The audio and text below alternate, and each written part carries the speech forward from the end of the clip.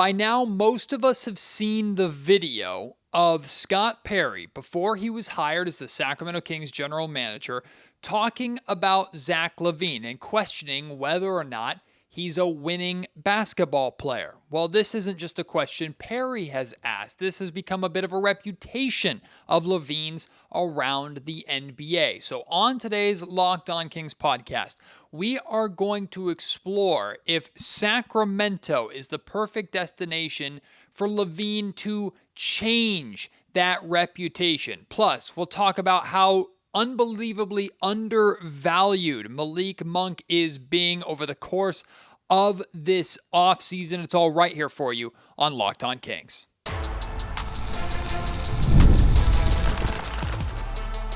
You are Locked On Kings, your daily Sacramento Kings podcast, part of the Locked On Podcast Network, your team every day. And now, ladies and gentlemen, it is that time for another episode of Locked On Kings. Hello and welcome into Locked On Kings, your podcast hub for Sacramento Kings coverage all off-season long and soon to be, of course, all training camp, preseason, and regular season long. My name is Matt George. I have the privilege of being your host here. I'm a Sacramento sports anchor and reporter for ABC 10 News. This reputation that Zach LaVine has built for himself, some is unfair. I think a lot of it actually can be deemed unfair or maybe overly negative when talking about LaVine. He's put up some incredible numbers over the course of his career and has had a number of fantastic moments throughout his career in the NBA. But when it comes to the definition, the foundation of the statement, not a winning player, all you have to do is look at the results of Zach LaVine's career, and that reputation carries some weight. Now, basketball is a team game. LaVine is always out there with four other guys, and even if LaVine is paid like a star and is the number one guy wherever he may have been or may have gone over the course of his career, it's still not completely on him to win basketball games. But when you have a career win-loss record of 248 wins and 406 losses, those of course do not include the plethora of games that Zach LaVine has missed due to his multiple injuries over the course of his career. We're talking about a 37% win percentage. Those are regular season games. Zach LaVine has played in one playoff series in his career. He was swept in that playoff series, averaged 19 points, 5 rebounds, 6 assists a game, shot 42% from the field, 37% from three-point range. Impressive individual numbers, but ultimately that Chicago Bulls team never won a playoff game. So again, by definition, you look at a 37% win percentage. You look at an 0-4 record in one playoff series, one trip to the playoffs over Zach LaVine's career. By definition, that does fall into a not winning player category. Here in Sacramento, Zach LaVine, I talked about this earlier in the offseason. As it stands right now, Zach LaVine has to be the number one option on offense for the Kings. I talked about it on yesterday's Locked On Kings podcast with Kenny Caraway. We talked on DeMar DeRozan. As long as he's on this roster, DeMar DeRozan is, in my opinion, the de facto kind of veteran leader of the team. That does not make him the number one option. If Zach LaVine is not your number one offensive option on this Sacramento Kings roster as it stands, when he is first and foremost a scorer, an unbelievably gifted scorer that struggles to really provide anything else beyond scoring, and you're paying him almost $50 million per year, you have to be the number one option in these circumstances. That carries weight. That carries pressure. But it also carries opportunity. When the Sacramento Kings made the playoffs 2 years ago, when they finished third place in the Western Conference, albeit a down year for the West, a down year for the entire league with a lot of injuries, the Sacramento Kings made that tremendous leap that nobody saw coming by becoming the best offense in NBA history at the time. Their identity was on the offensive end of the floor. Now, that doesn't mean that defense didn't matter. As we saw, they ended up being a first-round playoff exit for a reason. Former Kings head coach Mike Brown was very firm in his belief that that great offense is wonderful, but it can only take you so far. You need to be able to play on the defensive end.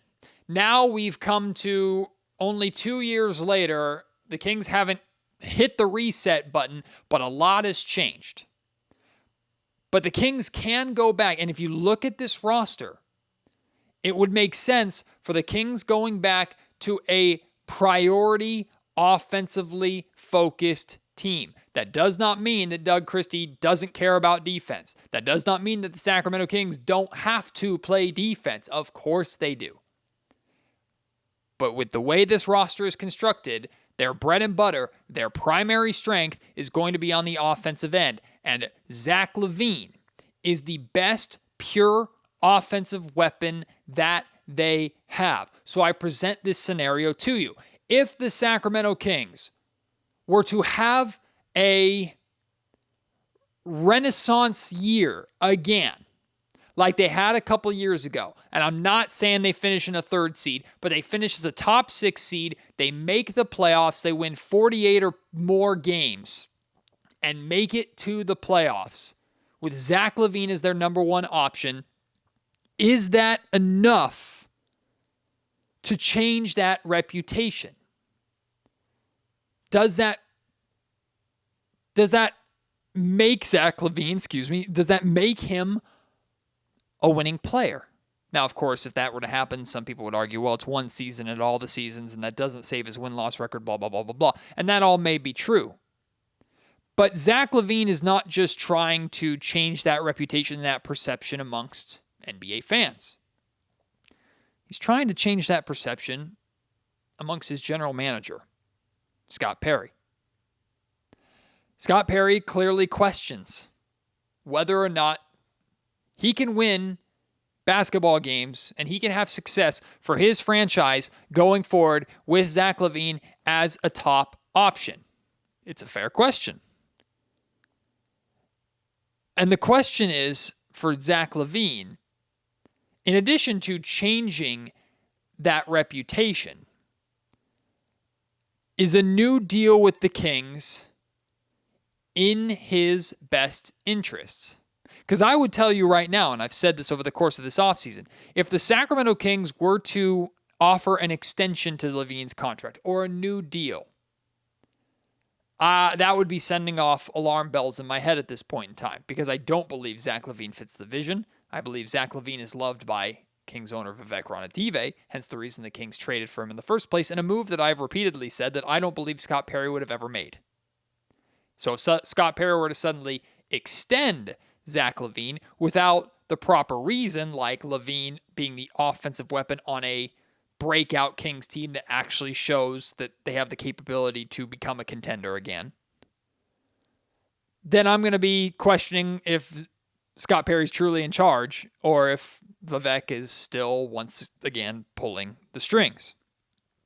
For Zach LaVine, though, why would he be motivated by a new deal with the Kings? Well, he's never going to get max money again. Like, I don't think Zach LaVine is ever going to get paid nearly what he's making now and what he'll make at the end of this contract, which he has 2 years left on. And while the Kings are likely the team that would pay him the most to keep him if he were to shed that reputation of not being a winning player, he could, and the question is if the Kings would even want to, of course, he could arguably find a way better opportunity to win late in his career by joining a different team as an unrestricted free agent in a couple of years. But the question also is, too, in a couple of years, if you haven't shed that winning reputation, why would a contending team want to go out and get you and add you to them so that you can ultimately win? We don't know what Zach LaVine's motivations are. We don't know if Zach LaVine is motivated by money. We don't know if Zach LaVine is motivated by just playing basketball for as long as he can. We don't know if Zach LaVine is motivated by wanting to win a ring, win a championship. We don't know if Zach LaVine is motivated by wanting to change his reputation around the league. But if it is that last part, I think Sacramento is the best opportunity maybe he's ever had to break and to shed that reputation. You win here in Sacramento. You lead the Kings to a playoff berth this season as the number one option on a offensively gifted team, and that offense is what carries them to the postseason again. I'm not saying all is forgiven in the past. I'm not saying all of the past doesn't matter and poof is gone. But you want to talk about a real first step to proving you're a winning basketball player? Win in Sacramento. The opportunity is there for Zach LaVine. The question is, one, will he take it? And two, can he be good enough offensively and consistent enough offensively to truly lead the Sacramento Kings to that playoff berth and to some playoff success? Because that's a task that the guy he replaced, De'Aaron Fox, couldn't accomplish. It's an opportunity for Zach LaVine. We'll see if he takes it. This episode of the Locked On Kings podcast is brought to you by FanDuel. The NFL season is here, and FanDuel is making sure you're ready for kickoff with a can't-miss offer. Right now, new customers can bet just $5, and if your bet wins, you'll get $300 in bonus bets to use across the app. FanDuel is the best way to play, period, because there's so many ways to play. However you like to bet, they've got it. From player props to building a same-game parlay to even jumping in live as the action is unfolding. The game is on in front of you. It makes every single NFL game that you are watching more exciting, whether you're rooting for your team specifically or you're just watching a game to track a player or two that's in your fantasy lineup. FanDuel is quick, it's easy, and it's the best way to add a little more energy to those Sundays, Thursdays, and Mondays too. So if you're ready to play, download the FanDuel app right now by visiting FanDuel.com to get started. That's FanDuel.com to place your first $5 bet. My, has the conversation around Malik Monk changed over the course of a year. At the beginning of last offseason, I spent many a podcast talking about re-signing Malik Monk. Bringing Malik Monk back is the top priority for this organization. It was at the time. And we celebrated here on the Locked On Kings podcast, throughout Sacramento media, Sacramento Kings fandom. We celebrated when the Kings signed Malik Monk to a 4-year deal, the 4th year being a player option. Didn't think anything of it at the time. In fact, we thought it was a steal that he took less money in Sacramento than he could have gotten elsewhere to remain a Sacramento King. We celebrated it. We thought it was fantastic. Well, guess what? The money figure has not changed. The circumstances in Sacramento have changed significantly, none of which are Malik Monk's fault. But here we are going through arguably the slowest, most boring offseason in history, at least in recent memory. And the conversation around Malik Monk has completely changed in an unfair way. Sam Amick of The Athletic reported that Jonathan Kuminga talks have restarted between the Sacramento Kings and the Golden State Warriors. Sam is correct. They have. Of course, Sam is as knowledgeable and plugged in of a source in the NBA as it gets. However, like Sam lays out in his articles, if you've read them, nothing is different. It's all the same. while we're closer to the deadline of when Jonathan Kuminga has to sign his qualifying offer, and we have more details about what the Warriors are willing to offer, what Jonathan Kuminga is willing to accept, blah, blah, blah, blah, blah. The circumstance between the Sacramento Kings and the Golden State Warriors has not changed. The Warriors still don't like the Malik Monk protected first-round pick package that the Sacramento Kings are offering, and the Kings are not changing that offer or drastically improving that offer, in order to get the Warriors to say yes. To me, Malik Monk has become extremely underappreciated throughout this summer and all these discussions. His name has been involved and brought up in rumor after rumor, possible move after possible move. If there is such thing as a trading block, Malik Monk is very firmly on it here in Sacramento. But the Kings have not been able to move him.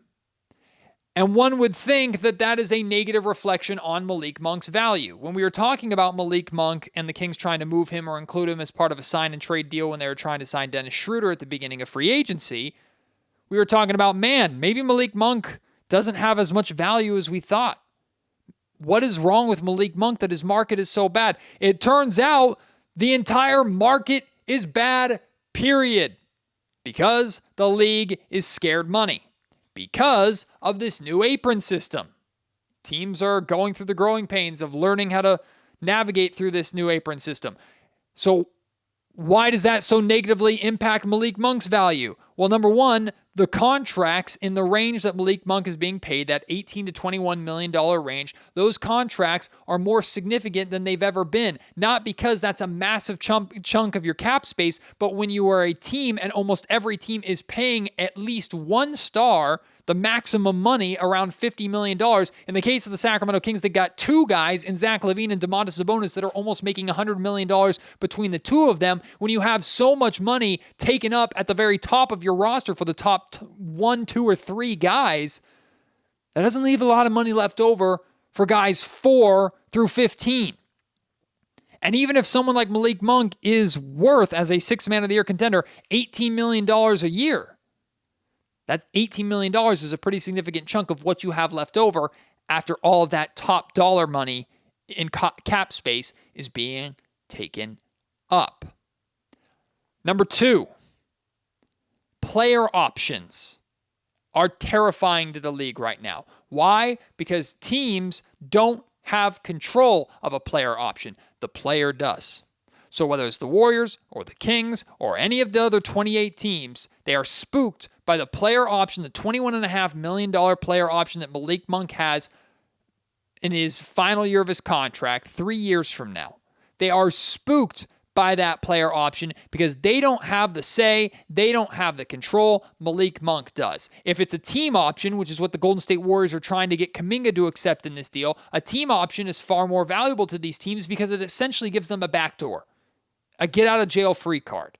If they don't have the cap space that they want and they're facing apron penalties, or things are not working out with that player, we're not picking up that team option, that money comes off the books, we get off of it scot-free. But a player option, they don't have that. And someone like Malik Monk can go, well, I'm never making $21.5 million again, probably. I don't feel like I'm going to make $21.5 million again. I'm picking up that option. Now you have to deal with it. Now you have to pay me. That's where the league is at right now. So to me, it's not a negative reflection on Malik Monk's value. It's a reflection on where the league is at. So to blame Malik Monk or to blame the unrestricted free agents that took forever to get paid because their market was abysmal because of this new apron system and how bad the market was this summer, to blame them, to me, is silly. I think Malik Monk would be a fantastic piece for the Golden State Warriors. A scoring guard who can come off of their bench and just get them buckets. They could certainly use that when Steph Curry needs a breather. Now, I understand the Warriors, in this circumstance, not being too keen on trading Jonathan Kuminga and another rotational piece like a Moses Moody or a Buddy Hield in order to acquire Malik Monk, which is what they would have to do as part of this deal. Either make it a 3-team deal or have a secondary deal to ship off one of those two guys. I get that not being very appealing to the Warriors. But to suggest that Malik Monk wouldn't help the Golden State Warriors is silly. Just like to suggest that Malik Monk staying in Sacramento is a bad thing is silly. It's not. If Malik Monk is a Sacramento King at the start of training camp, which I believe will be the case, if I see Malik Monk in a Sacramento Kings jersey and have the opportunity to ask him questions on Monday during Kings Media Day, it's not even close to a bad thing. We've seen how important Malik Monk is here in Sacramento. He's an affordable contract, even given the league-wide circumstances. And there's always the opportunity at the trade deadline to move on from him, to move on from DeMar DeRozan, or anybody else that Scott Perry may want to move on at that time.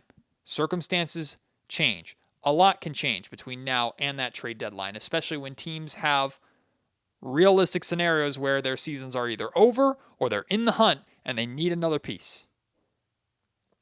Malik Monk is a valuable player. And I tweeted this out this morning, and I stand by this 100%. Whichever team, whether it's the Kings or any of the other 29 teams, whichever team ends up with Malik Monk on their roster is going to have a handful of moments this season where they are directly thinking or saying, thank God for Malik Monk. Because he is a very impactful player. He's arguably been a top 3 player in Sacramento over the last handful of years. I'm happy to see Malik Monk still in a Sacramento Kings jersey. Don't think it's a bad thing whatsoever. Today's episode of the Locked On Kings podcast is also brought to you by Skims. When I found out Skims was making underwear for men, I was intrigued. I had heard so much about their quality from friends and family, and I had to give it a try, and let me tell you, it was 100% worth it. It lives up to the hype. I've always had issues with finding the right type of underwear, right? There's so many different aspects, whether it's the fit, it's the comfort, or even finding the right style. Well, Skims changed all that. Their men's line offers something for everyone from boxer briefs to classic briefs, all designed with the perfect balance of comfort and style. The Skims boxer briefs are like an everyday for me. They're so unbelievably comfortable. They're versatile, perfect for an active lifestyle, or when I'm just sitting around my desk at work, taking care of some things. Like they're perfect for everything. They're great. Keep it nice and cool. Keep everything where it's supposed to be if you're out like working at the gym or you're going and playing a round of golf or whatever the case may be. Skims boxer briefs have come up clutch for me in a major way. So shop SKIMS Mens at skims.com and let them know that we at the Locked On Podcast Network sent you. After you place your order, select podcast in the survey and select Locked On Kings, the show, in the drop-down menu that follows.